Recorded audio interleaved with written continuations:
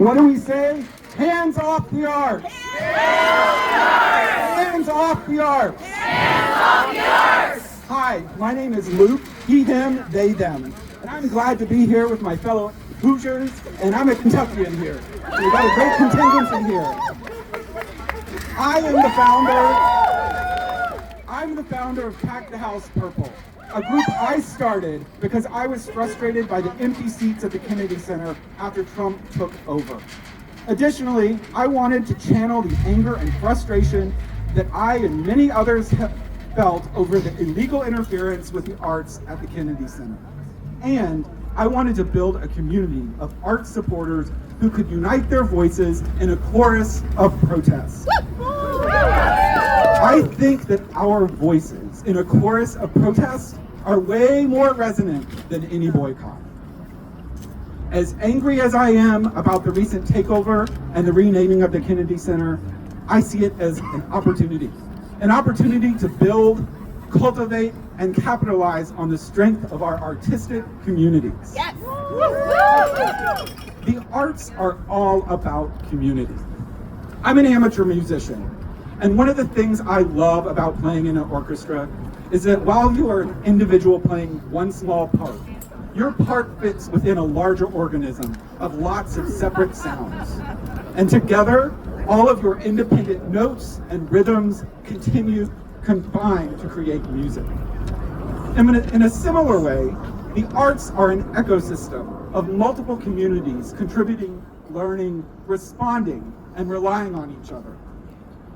There are the dancers and singers on stage, musicians in the pit, backstage hands, set designers, hair and makeup designers, and others operating the lights and audio equipment. Additionally, you also have administrative staff who curate artistic programs and market and sell tickets. And at the Kennedy Center, we also have ushers, janitors, and a very dedicated group of volunteers.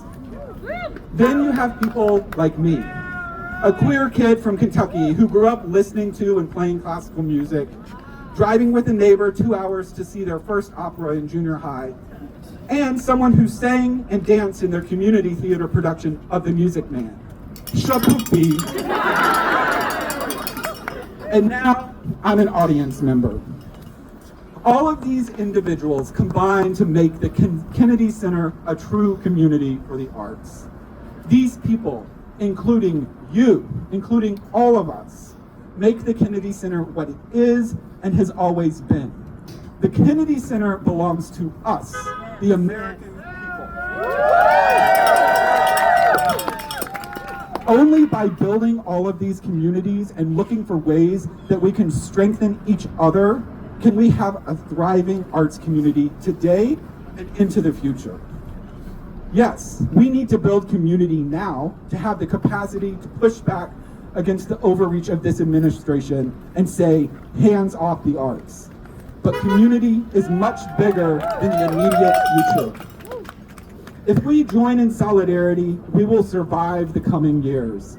And during that time, we must build and support the institutions, memory, and networks that will allow us to continue to grow as a sustainable community of artists and arts supporters.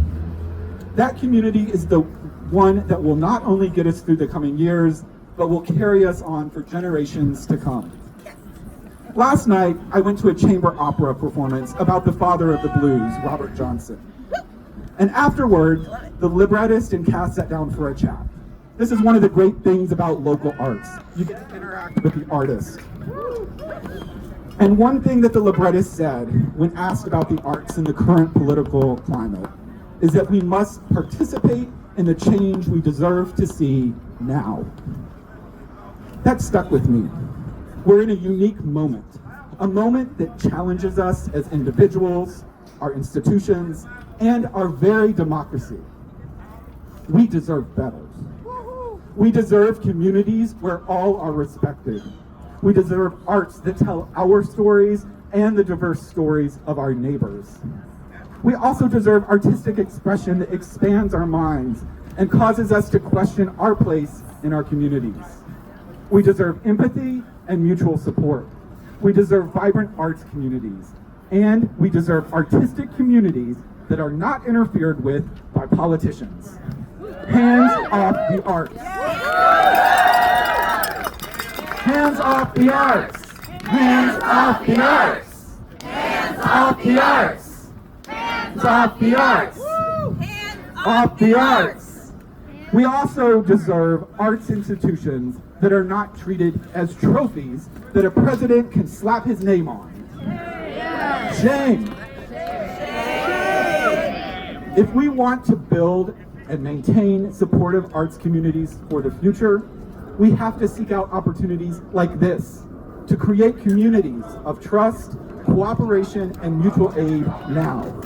This is why this is a defining moment for us here as artists, arts workers, and audience members at the Kennedy Center. It is our opportunity to build the networks and support systems that we deserve and that will get us through the coming years. So now, what can you do? Well, first of all, you showed up today. That's a big thing. Thank you for showing up today to show your support for the artists, musicians, and union workers at the Kennedy Center. So continue to show up.